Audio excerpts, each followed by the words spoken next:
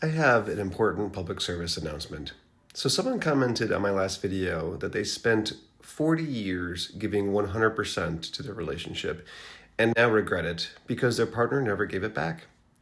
And I want you to hear that spending 40 years of overgiving does not create love. It creates imbalance.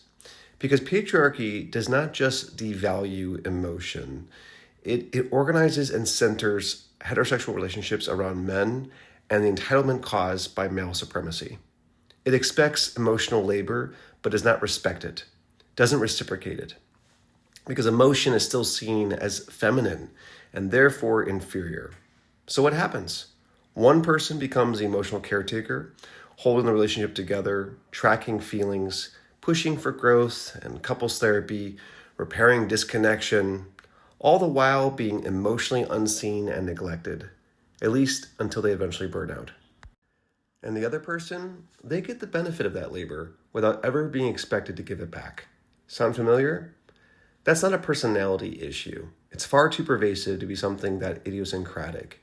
That's a consequence of societal conditioning, the internalizing of cultural values where the burden of maintaining relationships is on our girlfriends, our wives, and our mothers. And to be fair, this is work we all have to do.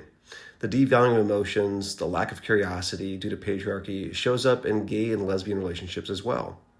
So yes, 100 matters, but so does having higher expectations and enough worthiness to not tolerate bullshit.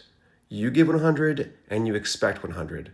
Because if you don't expect emotional reciprocity and labor, you'll be trained to survive without it. This isn't about being selfish. It's about refusing to participate in a dynamic where your emotional labor is required but not returned.